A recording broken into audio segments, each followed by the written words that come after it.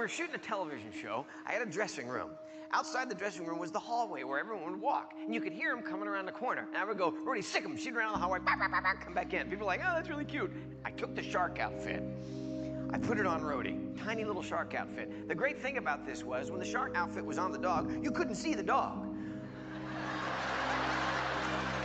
All you could see was this misshapen shark kind of reptilian looking thing. It was an odd color, a weird shape. It had a fin right here, 2 fins out the back, a thing in the tail, and teeth and eyes. It was fantastic.